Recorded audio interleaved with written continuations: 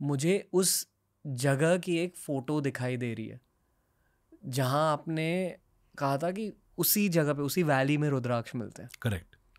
पहले उस जगह के बारे में बताइए, और जितने भी सनातनी इस पॉडकास्ट को सुन रहे हैं अब उन्हें रुद्राक्ष के बारे में समझाइए based on everything we spoken. Shiv ji की बात हुई है, भैरव की बात हुई है, काली माँ की बात हुई है, यंत्र तंत्र, नेपाल, ये सारी कॉन्टेक्स्ट सेटिंग चाहिए थी रुद्राक्ष को समझने के लिए। करेक्ट, क्योंकि रुद्राक्ष में ये सारे चीज और थोड़े से और भी हैं।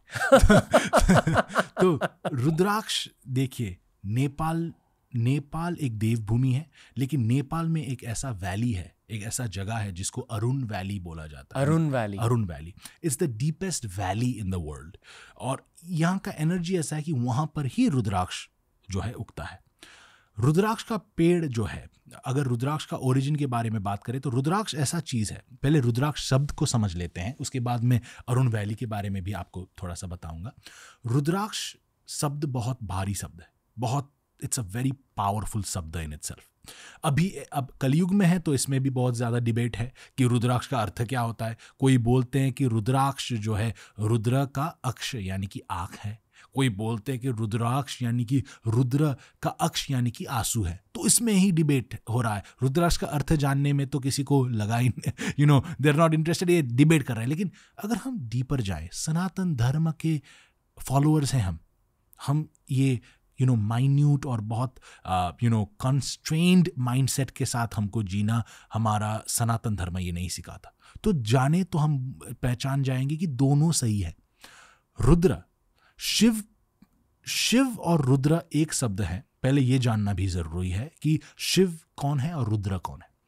जब भी हम शिव और रुद्र बोलते हैं तो ये दोनों एक ही डेटी को रिप्रेजेंट करते हैं जो सदाशिव के थ्रू आए हैं। सदाशिव वो है जो निराकार निर्गुण, जिसको डिस्क्राइब, जिसके आकार नहीं है, जिसके गुण नहीं है, जिसको डिस्क्राइब नहीं किया जा सकता। Just imagine whatever you're imagining, that's not sufficient, वो है सदाशिव। राइट। तो सदाशिव से जो आते हैं वो शिव और रुद्र एक ही है। जैसे आपको पॉडकास्ट में TRS बोला जाता है और बाहर आपको शायद लोग रणवीर और घर में कुछ और बोलते हैं बेस्ड ऑन योर कर्मा, ऐसे ही अगर हम शिव को as a transformer, as someone जो हमारे लाइफ को परिवर्तन करते हैं, वो डेटी के रूप में अगर हम शिव को देखते हैं तो उनको हम रुद्र बोलते हैं। अगर वेद का अध्ययन किया जाए तो पुराणिक टाइम में शिव का मेंशन होता है, लेकिन वैदिक टाइम में ऋग्वेद जो सबसे पुराना वेद है उसमें रुद्र का वर्णन होता है। रुद्र को बताया गया है कि हाउलर, डिस्ट्रॉयर, लेकिन रुद्र को बताया गया है कि कॉस्मिक हीलर। तो एक डिस्ट्रॉयर कैसे हीलर हो सकता है?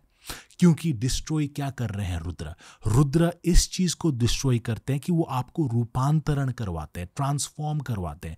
वो आपके स्टैग्नेशन, आपके अंदर का आलस, आपके अंदर का तामसिक गुण, आपके लाइफ, आपके एनवायरनमेंट का तामसिकपण को डिस्ट्रॉय करते हुए वो आपको रूपांतरण, आध्यात्मिक मटीरियलिस्टिक रूपांतरण यानी कि ट्रांसफॉर्मेशन की ओर लेकर जाते हैं। वो रुद्र है। यानी कि अगर खुद को बदलना है, रुद्र के अलावा और कुछ भी डेटी नहीं है वो जो डिस्ट्रॉय और ट्रांसफॉर्म कर सकते हैं जी।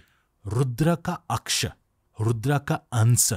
अक्ष यानी कि अगर हम आँख को देखें तो मैंने एक मंत्र बोला था, तत्पुरुषाय विद्महे महादेवाय धीमहि तन्नो रुद्र प्रचोदयात्।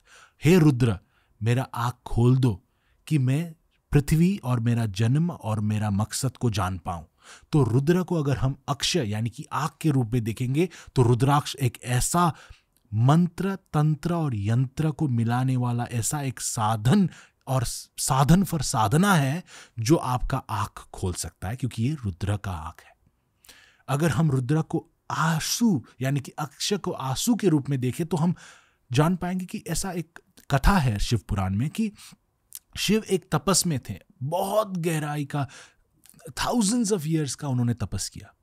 और मैंने एक मंत्र बोला, करुणाब्देहेश महाशिव शिव शंभो। करुणा यानी कि एक कंपैशन उनके अंदर ऐसा जागा धरती के लोगों के प्रति कि उनको एक टूल, ट्रांसफॉर्मेशन टूल प्रदान करना, मेरे पास आने के लिए इतना चेष्टा है तो मैं एक माध्यम दे देता हूं करके उन्होंने एक ब्रिज अपने आँख से एक आंसू जो है गिराया, वो आंसू से रुद्राक्ष का पेड़ हुआ है। तो रुद्राक्ष अगर आंख बोले तो भी सही है, अगर आंसू बोले तो भी सही है। रुद्राक्ष वो आंसू जहां गिरा वो अरुण वैली जो डीपेस्ट पॉइंट ऑन अर्थ है वहां पर गिरा, इसीलिए वहां का रुद्राक्ष जो है खास माना जाता है। वहां का रुद्राक्ष ज्वेलरी के लिए नहीं, साधना के लिए प्रयोग किया जाता है। अगर ज्वेलरी के लिए आपको छोटा वाला रुद्राक्ष, अगर जब आप जपमाला देखते हो बहुत छोटे छोटे होते, वो इंडोनेशिया से आता है। वहां पर भी रुद्राक्ष है जो बहुत छोटे माइक्रोस्कोप से आपको उनका मुखी करना होता है,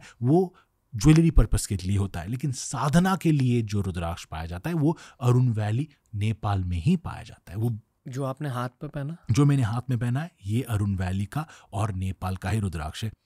क्योंकि हम एट नेपाल रुद्राक्ष, जो मेरा परिवार है वो साधना के लिए रुद्राक्ष देता है। ज्वेलरी हमारा एक्सपर्टीज या तो हमारा इंटरेस्ट का फील्ड नहीं है, हम सिर्फ साधना के लिए रुद्राक्ष देते हैं। हम सिर्फ अरुण वैली का रुद्राक्ष के साथ ही हम डील करते हैं।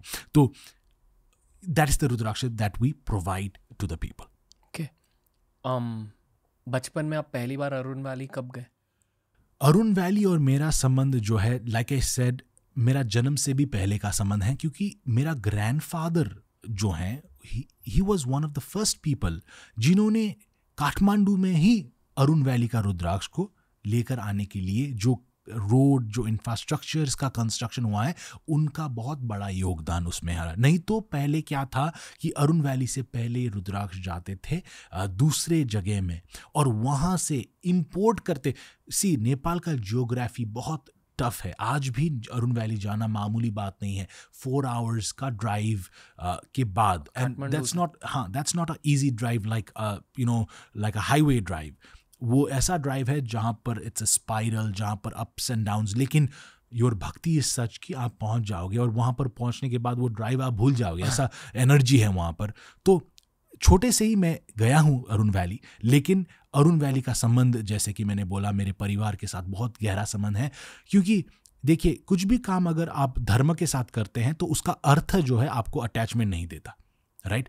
मेरे परिवार, मेरे grandfather, the practitioner that he was, and anyone जो मेरे ग्रैंडफादर को जानता है वो बोल देगा कि the last thing he wanted was a material success. Material success was a byproduct. I won't deny that. लेकिन वो जो उन्होंने साधना के लिए, क्योंकि रुद्राक्ष को लोगों के लिए उपलब्ध कराया, उन्होंने सिर्फ एक चीज कह दी कि we want the authentic ones and we want just the Arun Valley ones. इसीलिए आज भी हमारा every single रुद्राक्ष जो है, हम जो भी रुद्राक्ष, हम अगर नेपाल रुद्राक्ष में आप रुद्राक्ष देखेंगे तो unless otherwise stated वो सिर्फ अरुण वैली का ही रुद्राक्ष होगा। अरुण वैली खुद में एक मंदिर है। अरुण देव भूमि में से one of the special lands है अरुण वैली। काठमांडू एक देव भूमि में स्पेशल है क्योंकि वहाँ पर मंदिर जो है आपको हर जगह में मिलेंगे। अरुण वैली में आपको ऐसे मंदिर नहीं मिलेंगे क्योंकि वहाँ का भूमि ही मंदिर है। वहाँ का भूमि से शिव का अंश निकलता है और वो अरुण वैली का अनुभव जो है आपको एक बार करना चाहिए।